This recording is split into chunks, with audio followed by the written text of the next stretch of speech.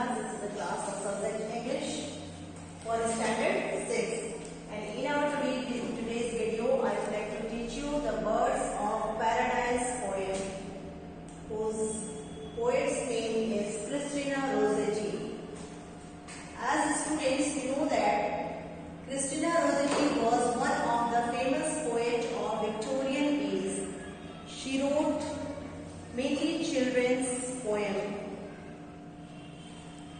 and several other writings, including this poem, Birds of Paradise. Through this poem, the poet wants to focus that the present situations and worst conditions of this red-listed animals or creatures, it means the red-listed animals and creatures, it means the animals or birds which are listed in endangered species. Endangered species, it means वैसे birds और other creatures जो हमारे पृथ्वी से almost विलुप्त होने के कगार पर हैं।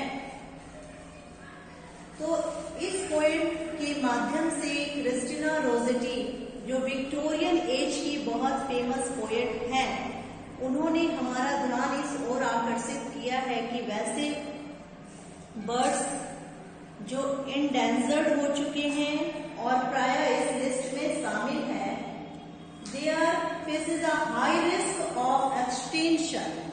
वो हाई रिस्क है क्योंकि बर्ड्स जो है विलुप्त हो रहे हैं और colourful birds, there are so many creatures made by our almighty God are nowadays listed in endangered species.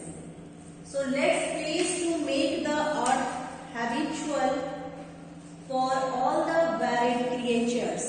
तो इसलिए इस पोएम के माध्यम से उन्होंने इस तरह के प्रॉब्लम्स पे हमारा ध्यान फोकस करना चाहा है कि कैसे कुछ बर्ड्स और एनिमल्स है वो ह्यूमन एक्टिविटीज की वजह से इंडेंजर्ड होते जा रहे हैं, विलुप्त हो रहे हैं, इन्हें हमें बचाना है. It's our responsibilities to take this type of any place to make this earth once more habitable.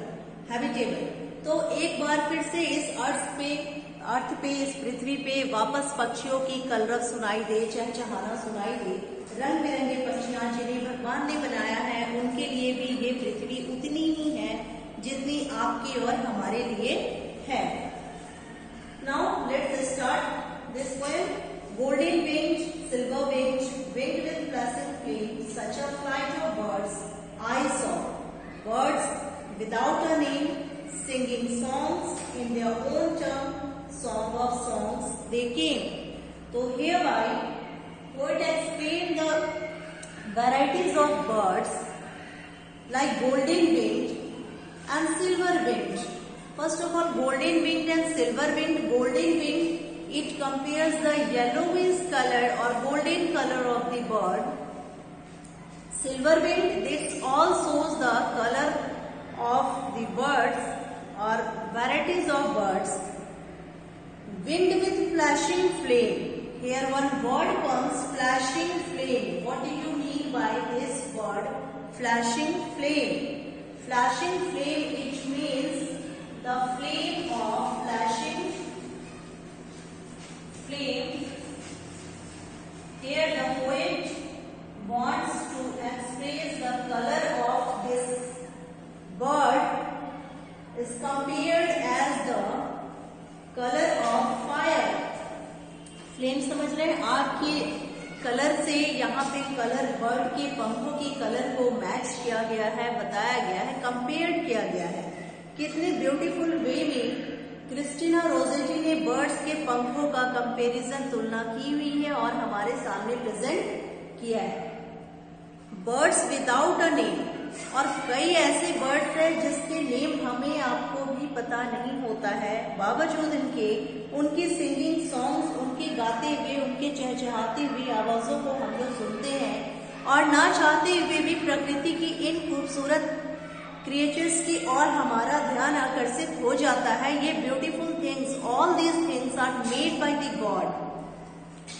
और उनके सॉन्ग्स को हम सुनते हैं जैसे वो अपनी पूरी फ्लाइट में आते हैं। फ्लाइट इट मीन्स द पूरे ग्रुप में जब वो उड़ते हुए किसी पेड़ पे बैठते हैं, पूरी ग्रुप बर्ड्स की, उनकी आपस का सॉन्ग गाना, आपस में बातचीत करना, आपस में इंटरेक्ट करना, एक दूसरे से सभी पक्षियों के झुंड में बातों करना, चहचहाना, ये सारे कंपेयर किए गए हैं उनके आवाज से कि ये सुनने में तो बहुत ही मनोरम लगता है और हमारी ध्यान उस ओर आकर्षित हो ही जाती है उन बर्ड्स को।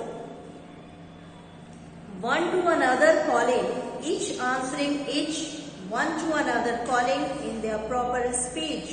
High above my head, they wheeled far out of reach. और कह रहे कि each calling, each one another calling, each answering each. सभी एक दूसरे का आंसर देते हुए, एक दूसरे को अपने साउंड में, अपने वॉइस में एक दूसरे का आंसर देते हुए, एक दूसरे से कुछ पूछते हुए। तो who answered here? यहाँ पे कौन किसको आंसर कर रहा है? तो स्टूडेंट्स, बर्ड्स जो है वो एक दूसरे की आवाज को समझते हैं, उनकी बातों को पहचान रहे हैं, समझ रहे हैं और वो एक दूसरे की बातों का जवाब देते हैं अपने लैंग्वेज में। जैसे आप अपने फ्रेंड्स का आंसरिंग करते हो अगर वो कुछ क्वेश्चन करते हैं या आपस में बातचीत करते हैं, ठीक इसी तरीके से इंटरेक्शन होती है बर्ड्स के बीच में।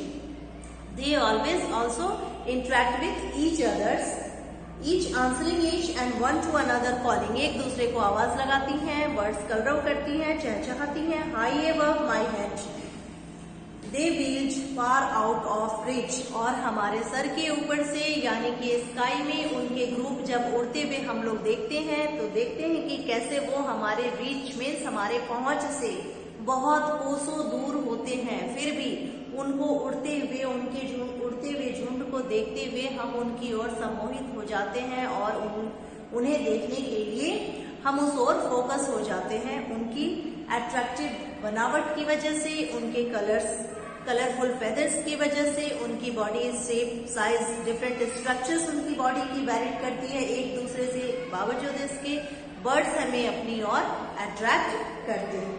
तो इस पोएम के माध्यम से पोएट ने यही एक्सप्लेन किया है स्टूडेंट्स के जो इंडेंजर्ड होते हुए बर्ड्स और क्रिएचर्स हैं उन्हें हमें बचाना है और वापस फिर से एक बार पृथ्वी को हरा भरा और हैबिटेबल बनाना है। और इसके लिए we let's take please to make the earth habitable for all the valid creatures. और हमें यह कसम खानी होगी कि हमें इन बाकी बचे कुचे प्राणियों की, इन बर्ड्स की, इन नेचुरल क्रिएचर्स का भी ध्यान हमें ही रखना है, ना कि इन्हें विलुप्त होते हुए श्रेणियों में लिस्टेड होने देना है। इनको इन विलुप्त होते हुए श्रेणियों से बचाना है।